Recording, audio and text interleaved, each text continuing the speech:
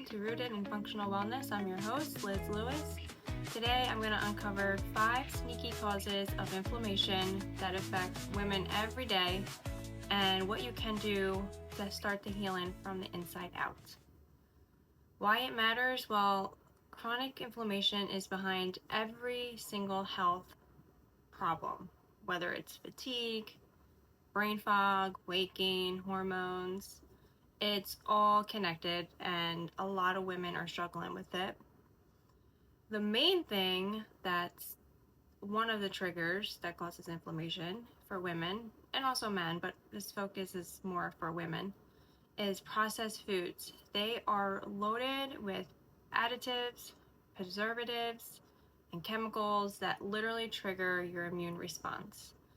And when that happens it just starts, your body just basically can no longer protect itself because there's just too much in it that's not good for it, and it has a hard time to keep up with the healing process, and therefore it just triggers your immune response and your body's just working overtime, and that's going to create more inflammation. Another thing in nutrition is sugar spikes, insulin. When you eat sugar, your insulin goes up, and a lot of times that will lead to chronic inflammation if you have too much sugar, which is a glucose overload in your body. Another thing for nutrition is seed oils. You're probably hearing a lot about that now. Get away from canola oil, palm oil, corn oil, soybean oil, peanut oil, you name it. Seed oils are not good. They contain a lot of omega-6 fatty acids, which sounds good because you hear omega, but the omega-6 is actually causing inflammation in your body. You need a little bit of omega-6, but we get too much in our processed foods because of that added seed oil. You want to add more omega-3s in your diet because omega-3s actually help lower inflammation, whereas omega-6, too much of it, will increase it in your body. So you want to find things like walnuts, avocados, good fish like wild caught codfish or salmon. There's some really good alternatives for omega-3s. And if you don't like those foods, then I recommend using a supplement, but of course always talk to your provider when you're bringing on a supplement or any vitamins in your diet. And as far as oils, definitely switch to avocado oil and olive oil. You want to make sure they're in a glass jar. Make sure they're not added with other oils mixed in. A lot of times the cheaper ones, you'll notice there's a mixture. And also grass-fed butter is really good to use as well. So gut health is number 2 on the list, and your gut is the gateway to your immune system. It is all connected. If you don't have a healthy gut, you don't have a healthy immune system, and you're most likely going to have chronic inflammation and also autoimmune disorders. Leaky gut, that is a big cause for autoimmune, and most of the time it is a reason for your autoimmune and inflammation. If you have a leaky gut, then that allows undigested food and toxins to basically go into your bloodstream. Well, your intestines, if your small intestines are not working properly because of all the processed foods and toxins we get in our body, then you're going to have these little pockets where bad toxins, bad undigested food are going to leak through your gut, and they're going to go into your bloodstream. And from there, that's when you have inflammation and chronic illness and a lot of autoimmune. So you really want to heal that gut, and you can totally heal your gut. Your body's amazing. So that's like a big one. And another one is dysbiosis. Some people hear that, and that is just an imbalance of good versus bad bacteria. And a lot of times that happens with taking antibiotics, stress, and just having an overall poor diet. I'll get more into dysbiosis in another episode, but just so you kind of know what exactly it is. Food sensitivities, that's another big one. A lot of people don't realize that they are sensitive to gluten or dairy, corn, soy. I mean, the list goes on. I mean, some people are even allergic to, eggs, which eggs are healthy and they're great, but some people they just can't handle them because their gut, their intestines, they're just not healed properly and their body's not gonna digest them the right way. So you wanna be aware of what you can eat and take it from there.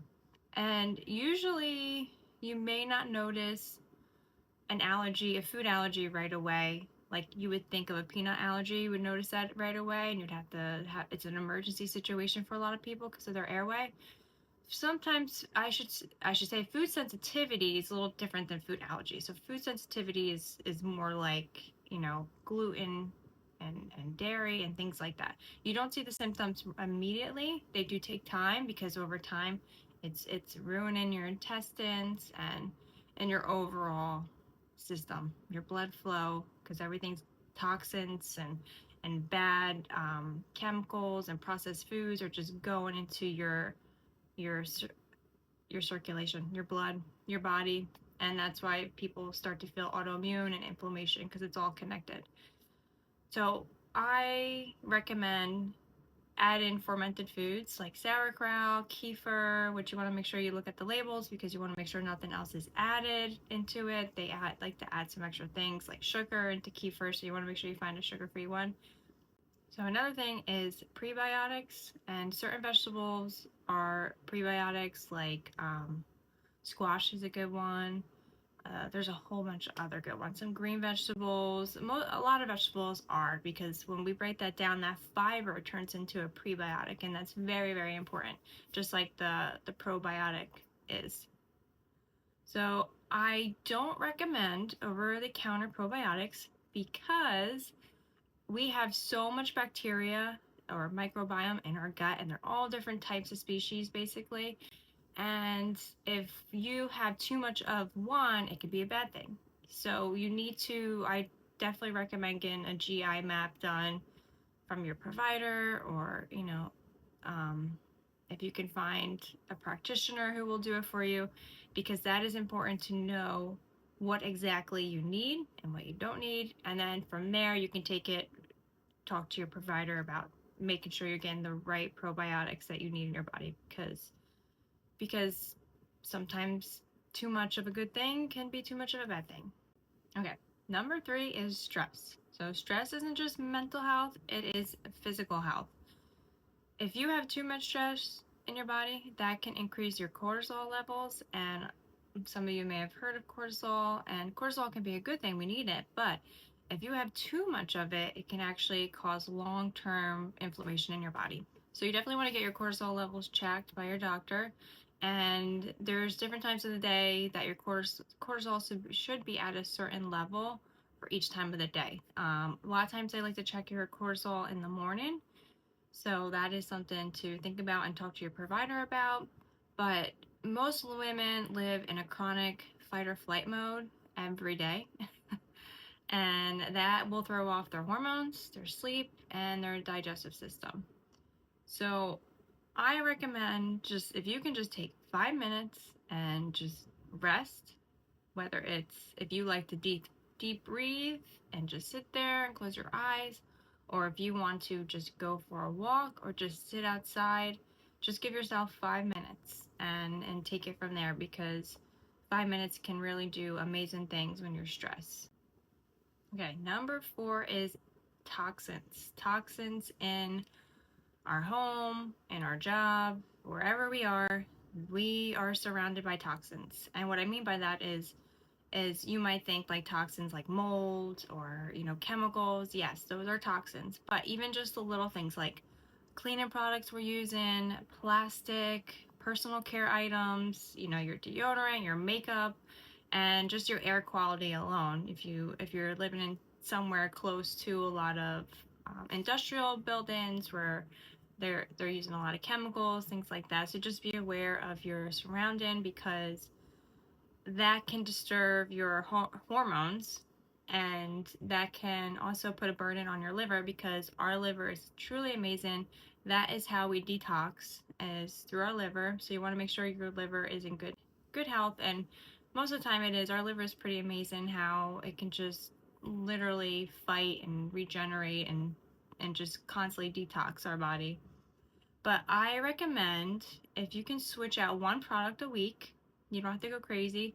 If you can just maybe change your deodorant and just look at the labels on that. And if you can't pronounce something like an ingredient, you're most likely using something that's toxin in your body. If you're using a laundry detergent, look at that, look at the ingredients. If there isn't some good websites that you can go on that you can just Google, is this ingredient safe? I'll link them in my show notes for you so you can utilize that. There's some apps you can use. And also go plastic free. If you can find a glass or a really good stainless steel storage containers for your food, for your little ones, for yourself, for your whole family, that I highly recommend. So if you just switch out one product each week, you'll be surprised what a difference that will make in your overall health. All right, last but not least, number 5, poor sleep. Sleep is when our body repairs, it detox your body, it balances your hormones, it does everything. So if you're getting poor sleep, you are most likely to have higher cortisol levels when you wake up. You're most likely insulin resistant, which means your body is not using insulin the right way, and you're either storing it, and it's turning to fat. And believe it or not, that fat can clog our arteries. A lot of people think it's just cholesterol, but it goes together. I'll get into more of that and explain that to you in another episode. It's pretty interesting. But you want to be aware of your sugar intake, because if you're not an active person, you're most likely going to be insulin resistant because your body's not using up that glucose the right way. So keep an eye on that. And of course, increased inflammation in your body, that's gonna cause poor sleep as well. So I recommend, if one of my favorite things to take is magnesium before bed, and pretty much everybody is deficient in magnesium. It's not really something we get in our diet because our minerals, it's no longer in our soil the way they farm. It's not in there. We don't get enough in our diets. It's most likely through a supplement. So I definitely recommend you talking to your provider about adding magnesium to your diet. There's ways to get it. There's sprays, there's supplements, or there are some food you can eat, but most of the time it's just not enough. So that's something you can do. Another thing is limit your blue light exposure like 1 hour before you go to bed. That's really helpful. Or if you're a person like me, I do like going on my phone a lot. That's like, you put your kids down, that's the time you have. I totally get it. If you could maybe find a screen that blocks the blue light, those are good too. But if you could just read a book and just kind of lay in bed, say a prayer, that's a good time to just utilize that an hour before you go to bed, because that will really make a difference in your sleep cycle. Okay, let's recap all 5. So we have number 1 is nutrition. So if you could read a label today on one of your food items that you have, maybe something you use a lot, just read the label, read what's in it. If there are ingredients in there that you have no idea what they are, they're most likely not good for you. And if you see a seed oil, toss it, get rid of it, or you know what, just don't buy it again. So ditch the seed oils. That's a big, big thing. So if you can do that this week, try it. You might feel a difference in how you feel with your inflammation. Number 2, gut. Your gut health is everything. So it's the center of your body. Think about it. It controls so much. So I recommend drinking bone broth. If you want to make your own, that's great. If you can get grass-fed bones, you can do chicken, you can do beef. There's all different types. You can look for recipes online. And the other one is fermented vegetables like sauerkraut, kefir with no sugar. So add that this week. See how you feel with just adding that in your diet. Another thing is stress. That's number 3. So schedule at least 5 minutes a day and just sit and rest. You don't even have to do anything. Just sit and rest. Close your eyes. That's all it takes, 5 minutes. Number 4, toxins. Replace one item in your home, whether it's deodorant, laundry detergent. It could even be a perfume you're using. Don't use it. Stop using it. Just one item. Try that this week. See how you feel. And the last one is sleep. Just wind down. If you have to turn on your phone, turn off your phone. And 1 hour before sleep, try not to watch TV, look at your phone. If you do, try to get an eyeglass protector. They have blue light blocking eyeglasses that you can get on Amazon. There's some good ones out there. Or just get a book, start reading a book, read your kids' books, and try to get into that routine. I know it's hard because I'm constantly on my phone. I want to hear from you. What are you struggling with? Whether it's chronic or autoimmune, inflammation, something new you're not sure of, whatever it may be, I want to hear from you. I want to hear what you're going through. And if you want, you can go to Instagram and find me at lizrose.lewis, Lewis, and message me. I would just love to see if I can help you, or if you have any questions. If you want me to talk about something on this podcast that you want to learn more about, just send me a message. I'm going to also link my Instagram handle on my show notes.